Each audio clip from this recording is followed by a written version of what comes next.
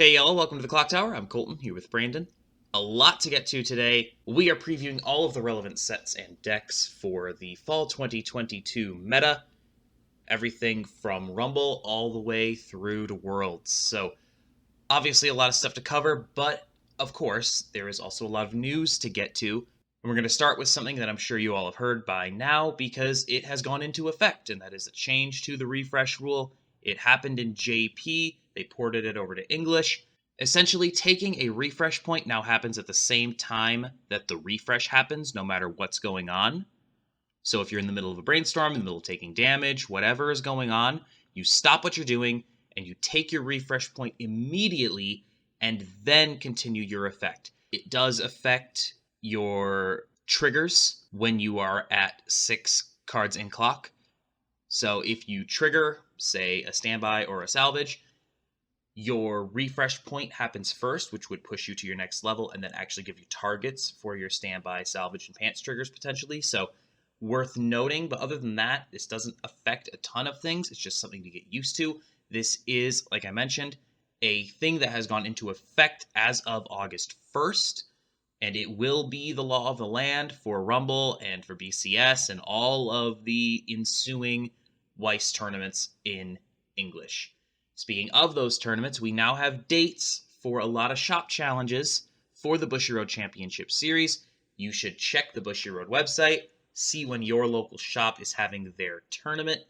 Make sure that you get involved in that.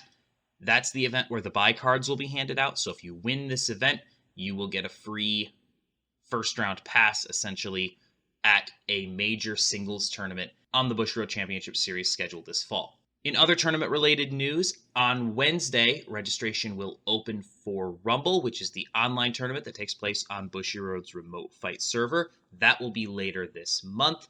You can register your decks for that event. Make sure that you are signed up. Registration opens on Wednesday.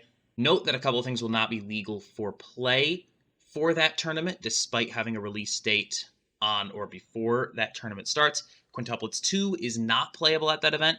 Also, the Hololive premium cards that we saw released at Anime Expo, but are getting a full release in September, are also not legal for play. So when you're putting your decks together, keep that in mind and make sure you don't run into any problems so that you aren't playing something that you're not allowed to play. Finally, massive announcements on the English product stream a little while back now. We got Avatar: The Last Airbender like we suspected. We don't have a date for that yet. We got a date for Seven Deadly Sins. It will be in December, which is, about what we expected.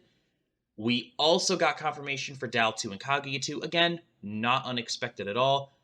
We did not hear anything new about Chainsaw Man. It's not up on the website yet. We know that's coming because of the announcement they made at Anime Expo, but we don't have any further details on that. Avatar is almost certainly not going to come out until at least next spring, potentially next summer. It's an English exclusive. Those tend to come out every 6 months or so. So it seems like next summer is the most likely time for that to happen, but still no update on that as of yet. How'd I do, Brandon? Did I get through the news quick enough? Yeah, absolutely.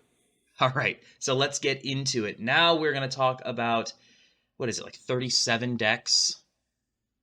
We're going to try to get through this in less than an hour if we can. Yeah, we wanted to quickly go over some of the sets that we expect that we'll see in this upcoming fall season. Just quickly give you a brief overview of those if you haven't experienced those yet. Which means that we are going to go over every relevant set, or every set that we think is relevant. And let's start with Adventure Time. Adventure Time's key feature is its top end.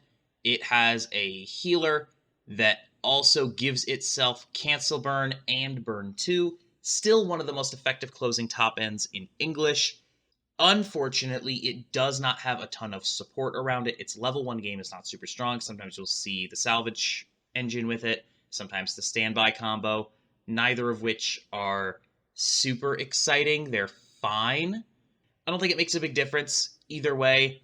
Point is, it's a dangerous top end that is hard to deal with, but it doesn't have the plussing engine nor the board presence to really hold serve with a lot of the standby stuff that we're going to see. Next, Attack on Titan.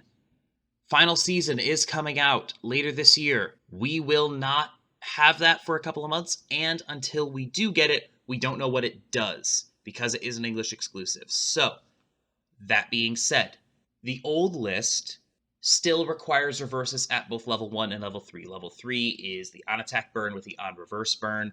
Level 1 is the on-reverse Aaron Obero that just dominated the meta for so many years that plays into the gear event. All of those things require reverses, which in 2022 is not very good. Too much standby running around, too many things that can really counter what AOT is trying to do specifically. It's too easy to deny reverses in the modern meta. I just don't think this deck reaches the power numbers that it needs to. It's dangerous when it plays against other things that are older or stuff that is small at levels 1 and 3, but on its own into the top tier stuff, it just doesn't get there. Next up, we look at Bang Dream. Bang Dream is very much a toolbox set, so it has a lot of different utility uses throughout the whole thing. Most of we see run with the Choice Level 1 from the new Morphonica set, alongside with the Chew-2 package, alongside the Pareo, that really allows for a really strong defensive mid-game, as well as like an offensive power as well, to go into your choice of top end. So like Bang Dream has a lot of potential with it because it has so many tools available to it. Notably that you're probably running Choice, you're probably running Blue for that Pareo and Chew-2 package to be able to control the board. This was very strong going into Springfest, and we can see that continue to have a relatively good presence going into the fall season. Looking next at Beaufrey, we have our anti-meta deck, which really focuses in on removing opponents' characters that they have on board back into their deck, so that way they have to then figure out how to deal with that. It removing those characters from field, not allowing them a chance to be able to stay through some kinds of means, whether Encore or some other form. Just that total removal from board makes those decks definitely more difficult to play and burns through resources faster. So having this anti-meta deck is fantastic, and going into a board-based meta, which we definitely are, this can have some potential going up against that.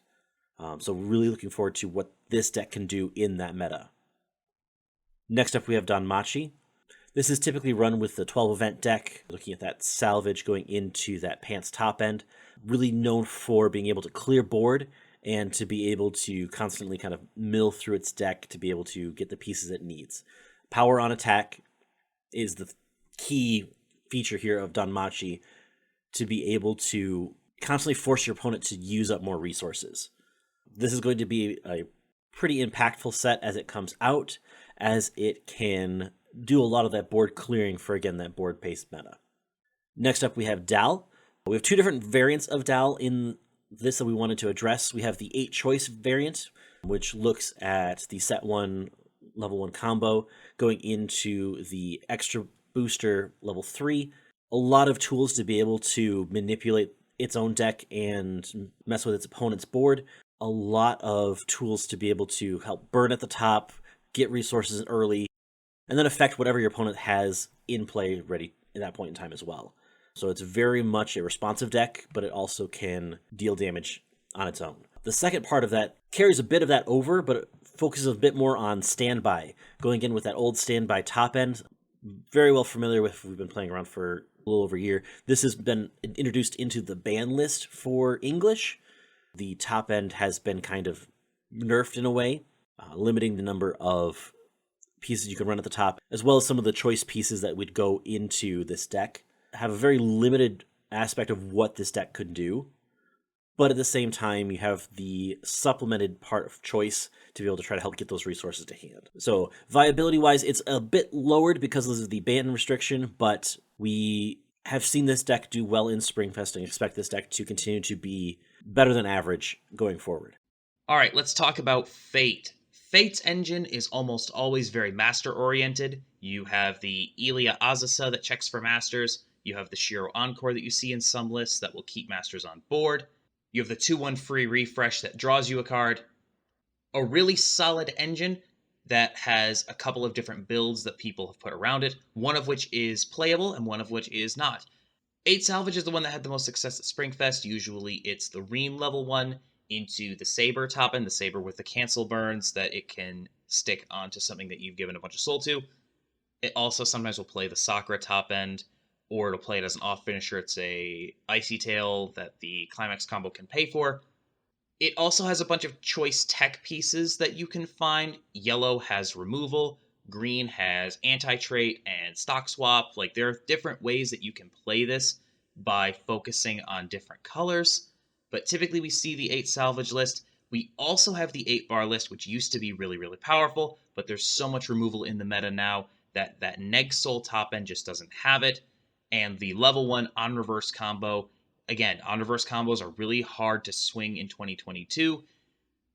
Fate is in an okay position because it has so many tech pieces, it has so many things it can do. It can respond to a meta effectively enough to remain relevant for the foreseeable future, but it's the 8 plussing trigger decks that you're going to see have a shot at getting tops. The 8 bar list is functionally unplayable in its current state. Next, a different kind of Fate, Fate Grand Order, specifically the new Camelot stuff. It focuses around the Saber that comes down early at level 2, and it's basically just yo burns. On attack, reveal the top card, burn equal to that level, and then you have your regular swing. That's basically the engine. You're just trying to get as many of those down as possible and swing with them over and over again. Usually plays the level 1 salvage with the cigarettes combo that can salvage it and the pieces it needs to get on board early. Camelot also has some decent tech. It's got a 1/1 Adachi that can get rid of 2 lanes at once, and it's got a good event package that allows you to mill and be somewhat selective. This set is in a reasonably decent place going into this meta because it does have good onboard size, it does have decent defensive options, and can actually deal with some standby boards. Next up, we have Goblin Slayer. This runs the salvage level 1 combo that allows you to get the torch event. That torch event allows you then to be able to mill through your deck, get characters from that, so you're kind of turning that event into characters, and also potentially milling through your deck faster to help get to the next refresh. It runs the standby with the 3/2 Witch that allows you to be able to damage scry, so that way you can hopefully try to draw more cancels out, so that way you can survive longer, trying to deal more damage through your various off finishers. Next, probably the most influential set that Weiss has ever had printed in English, Hololive. Hololive is functionally a mishmash of 4 different combos that people are playing in different combinations to try to generate advantage, all of which are excellent in their own way. The Marine top end is probably the most popular closer right now. Pay 1, pitch 1, burn 2 on a salvage trigger, always a good combo. There are different ways that you can set this up. The Kanata gives itself a ton of resources, just adding tons of cards to hand and to stock, and if you can recur that, you basically have more than enough resources to basically do whatever you want. Some decks play the level 1 Karane, which is an on-reverse choice combo that also adds to your hand. Some people are playing the Rushia early play combo on Pants that gets massive size, stays on board, and shuffles back clean cards into your opponent's deck so that your burns and your big swings can stick more effectively, and also it summons copies of itself onto board to maintain that board presence.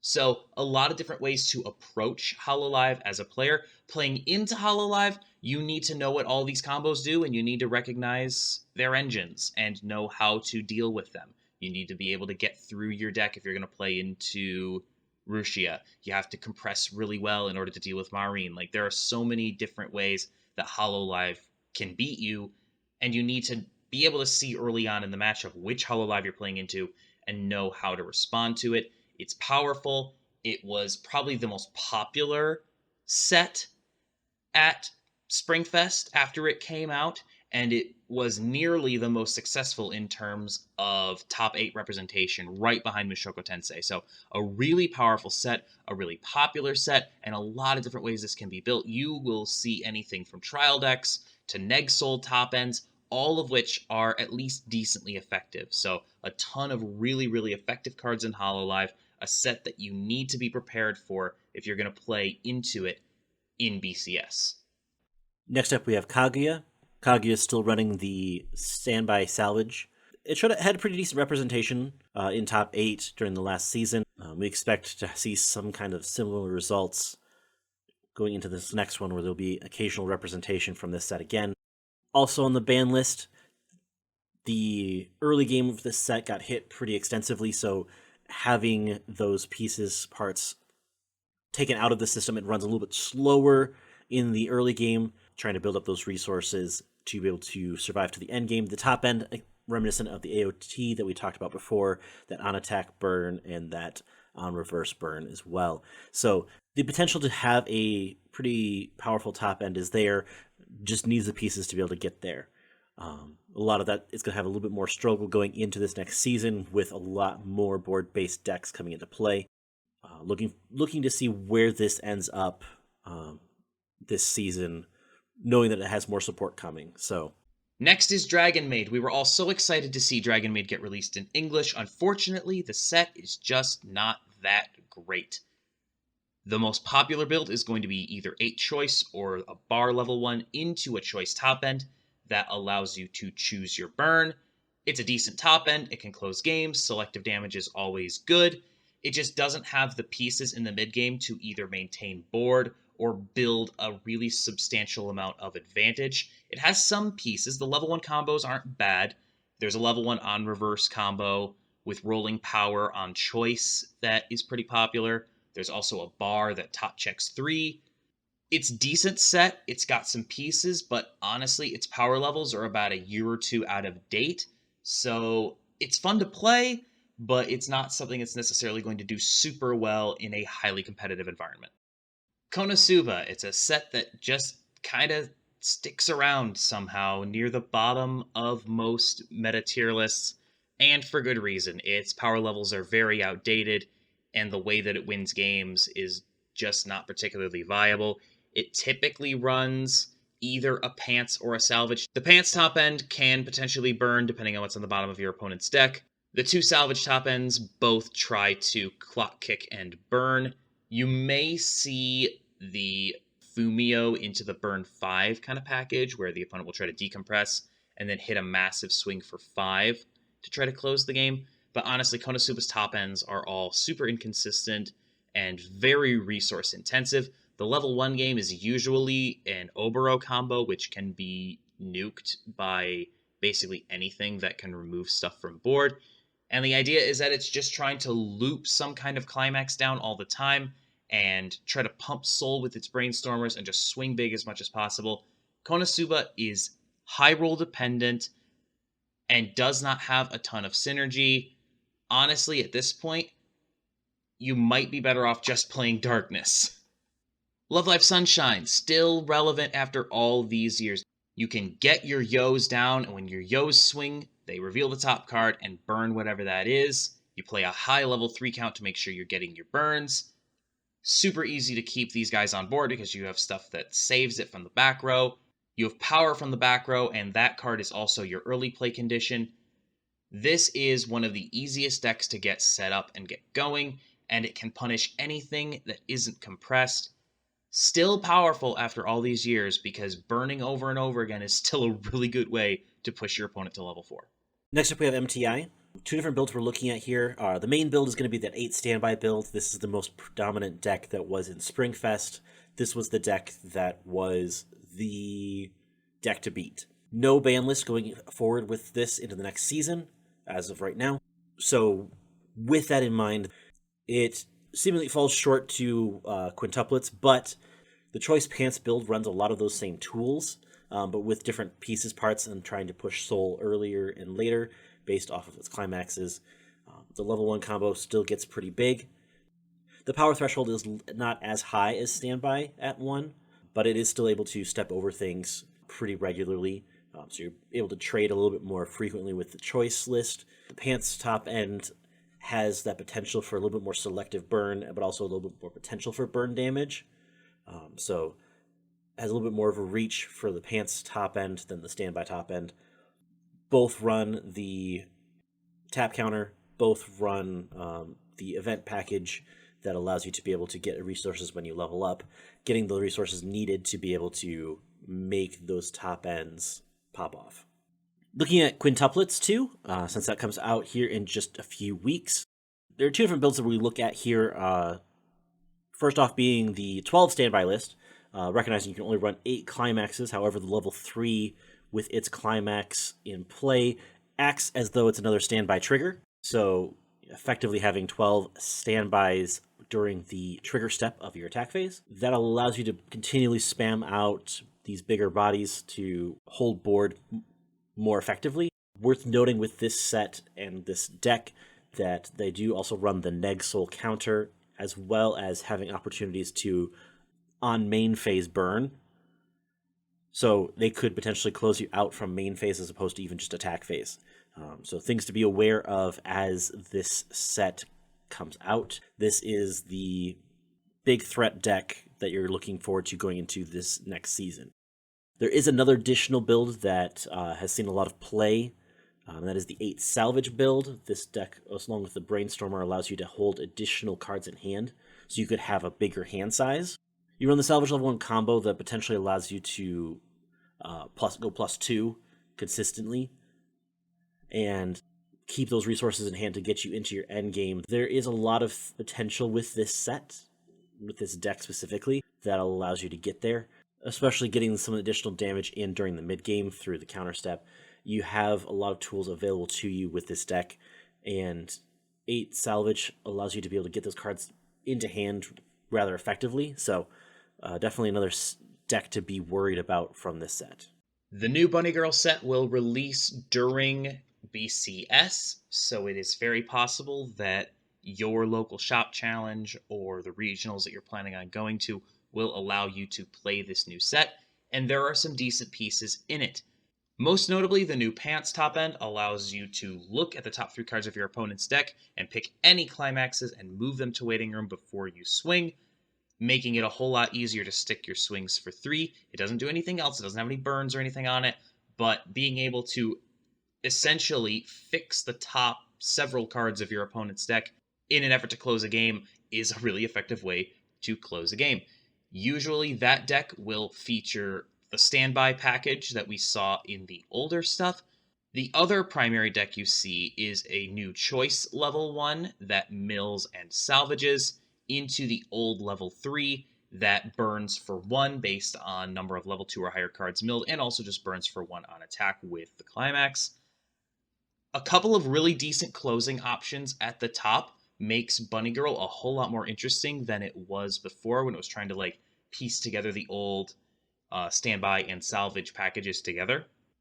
Now that both of those packages have new pieces to help them out, now we have a couple of different Bunny Girl decks that are somewhere in the middle of the meta, but certainly playable at least, even if they don't hit super high power thresholds necessarily. The standby stuff's a little out of date, but both the top ends are pretty solid, and now there's a good plussing level 1 combo. Bunny Girl's definitely playable in this current meta, even if it isn't top tier.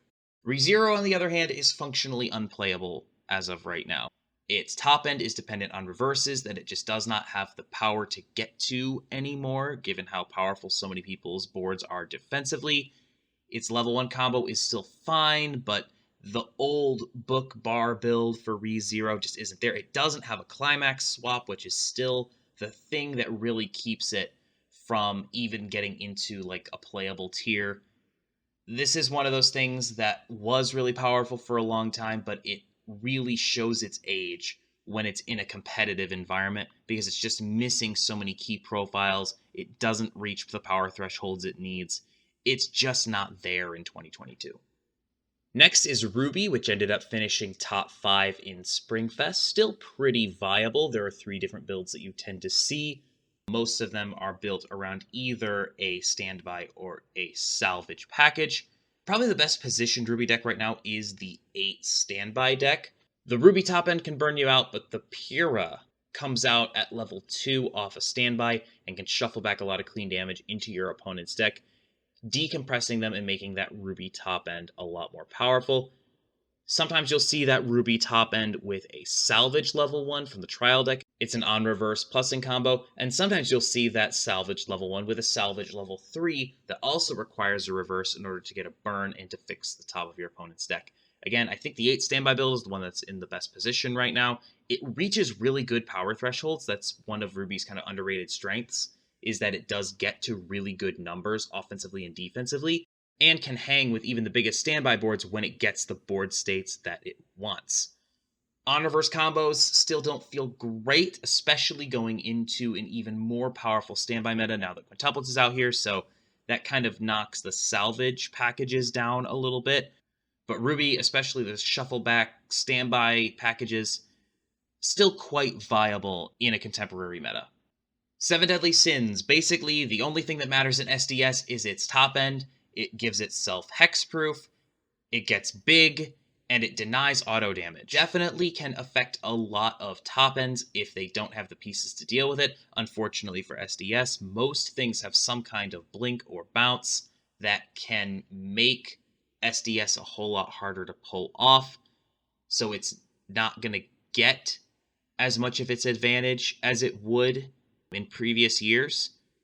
We're getting more SDS later this year, so we don't know what's in that, if there's a standby package or anything else that can make Seven Deadly Sins more viable as we end, the Championship Series in December and maybe even going into Worlds.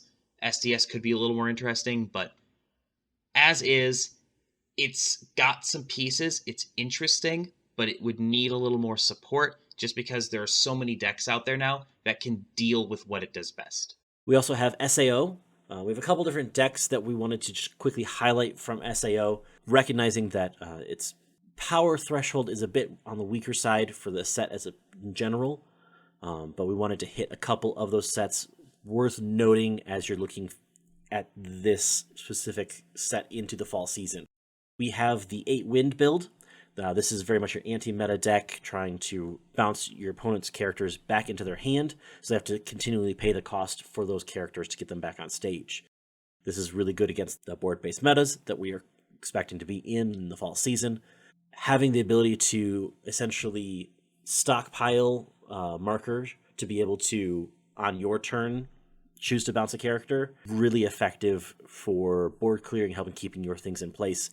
The 8-Wind deck also runs the 2/1 Bakuli that allows you to, when your opponent plays a climax, pay 2, ditch 2 to remove the character facing that card to their opponent's waiting room. So you can essentially deny a full lane of attacks before they can do anything when they play the climax. So before even the attack step begins, you can remove a character from their field. Pretty strong defensively into the 8-Wind top end that allows you for burns and potentially Musashi burns, so if they cancel, you can deal damage again.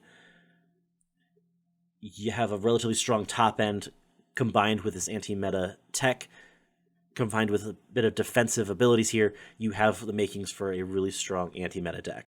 We'll also look at the 6 Pants 2 Stock Soul deck that allows you to be able to try to generate resources early, play that Stock Soul combo at 2 to be able to build up the resources needed for a very strong end game, trying to go in for a massive Icy Tail when potentially playing with this 3/4 event as well. Allow you a different bit of flexibility here at the top of that deck to try to finesse damage in as best as possible. We also then have this 8 standby build, using a lot of the older cards. Allows it to be able to really play with some of these defensive counters here, to be able to pump power across board, across different lanes, so that way you can try to match your opponent's offensive power in multiple lanes through just a single counter or through multiple counters bumping multiple fields. This is a pretty effective strategy because you have a lot of tools to be able to get those counters back to hand relatively quickly. So notably that is something that exists.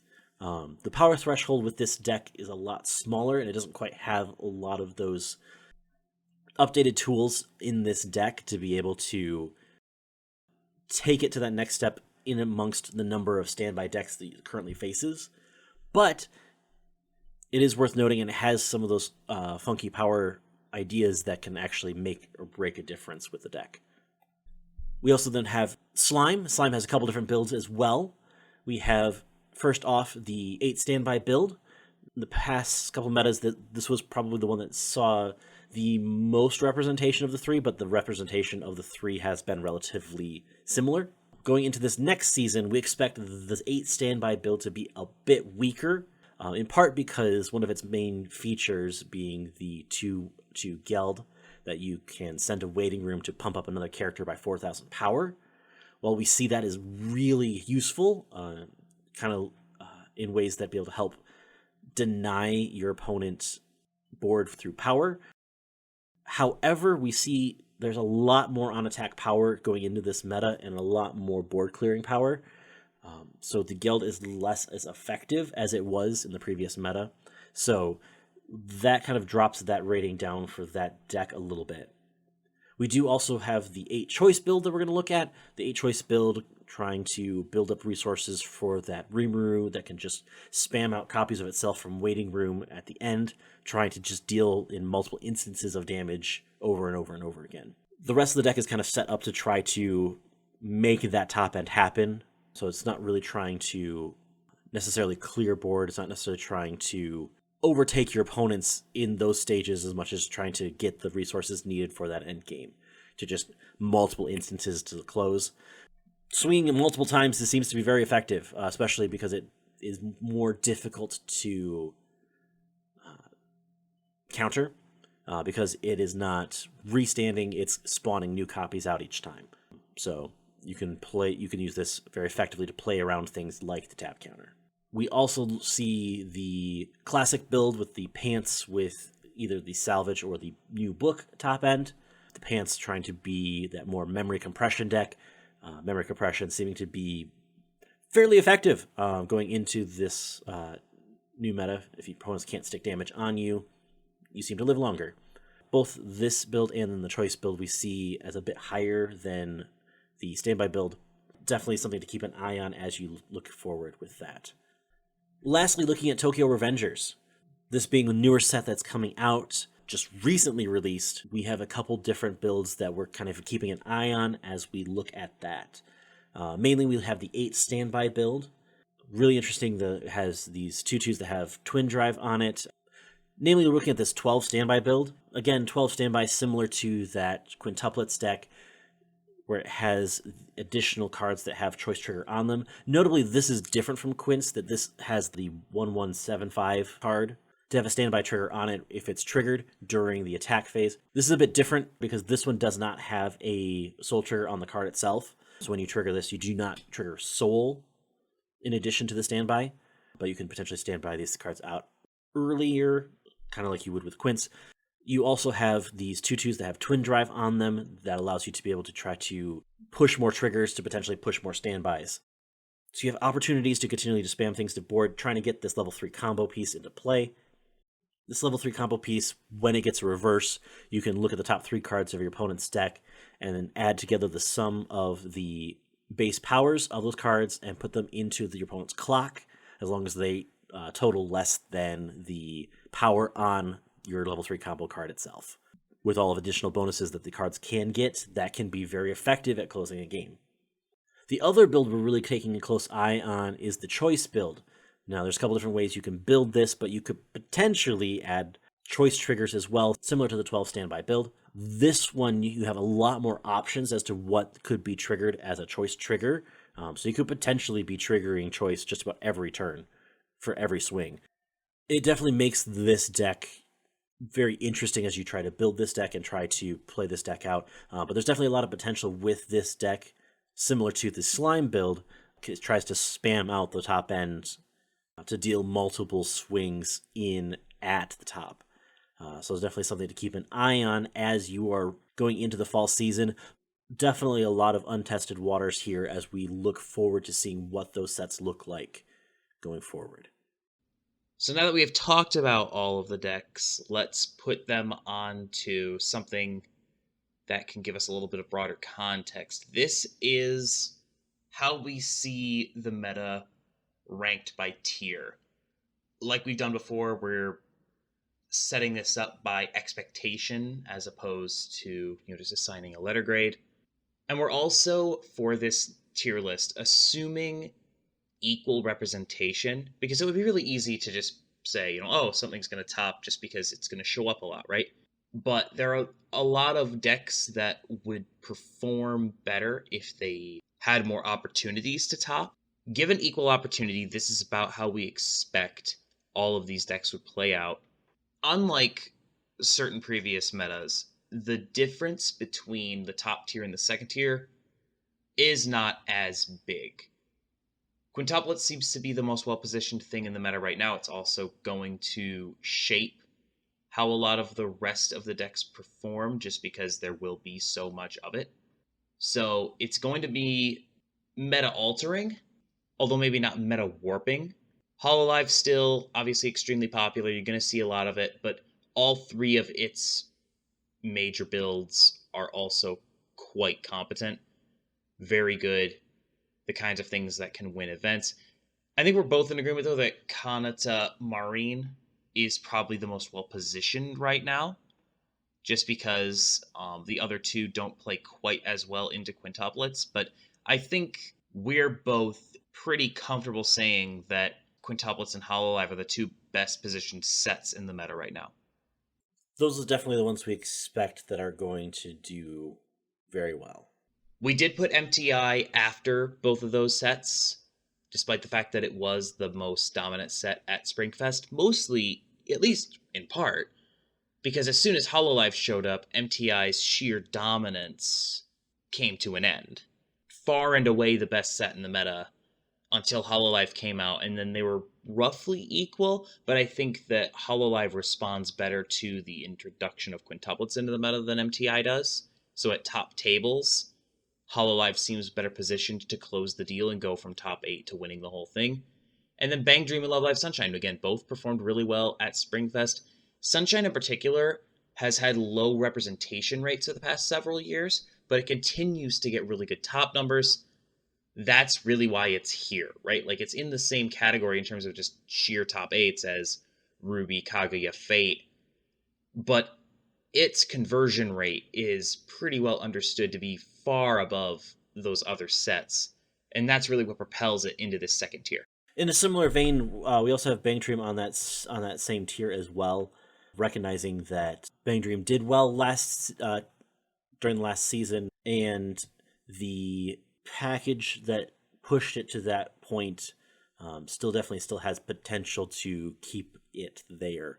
Has enough tools in the toolbox to continue to adapt and change, and it makes it hard to prepare against with all of those different options available to it.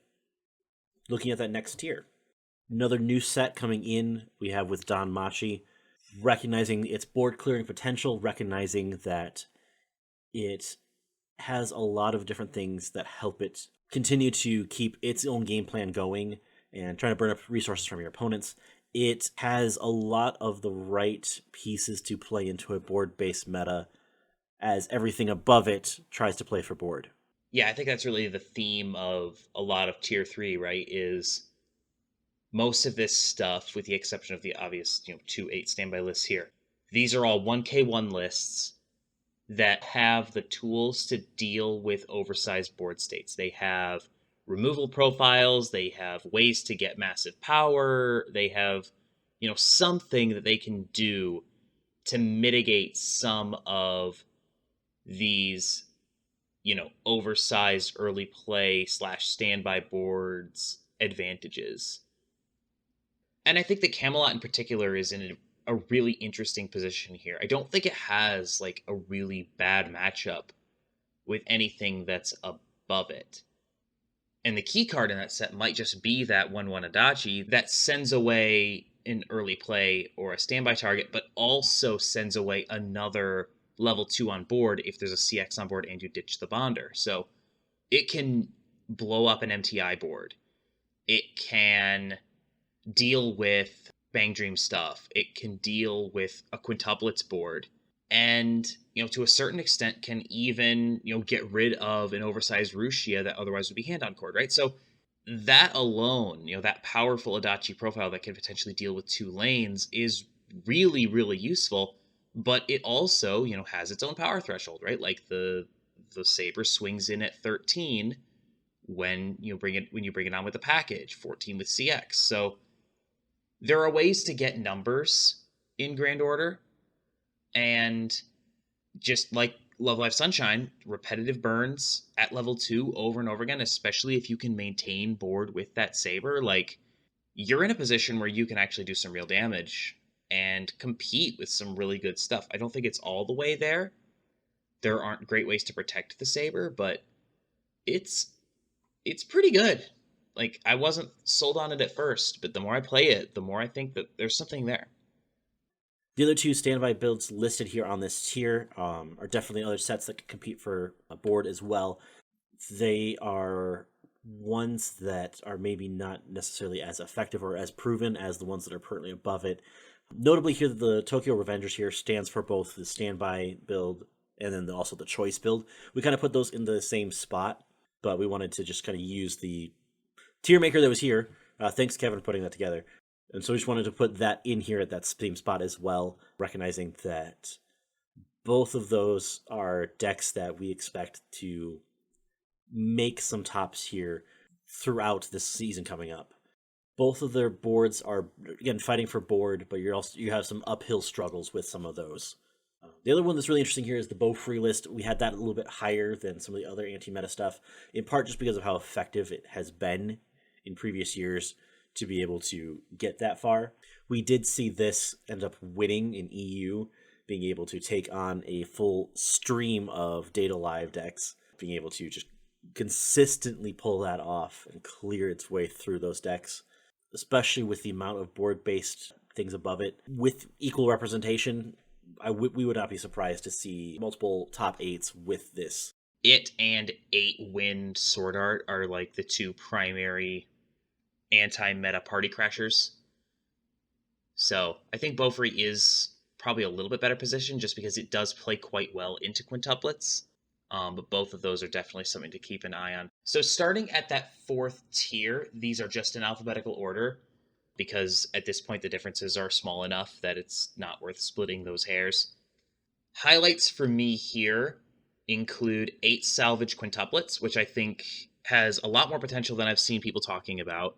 It has a really great level 1 plussing combo, a pretty solid level 3 combo, and it's on plussing triggers. Like it's good, right? Like that's all good stuff.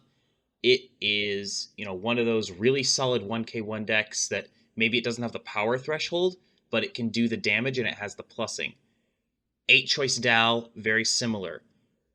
8 Salvage or, Pants Salvage Fate. All 3 of those are decks that have really solid plussing engines and enough tech that they can, be effective. They're not going to win board. They're not trying to win board.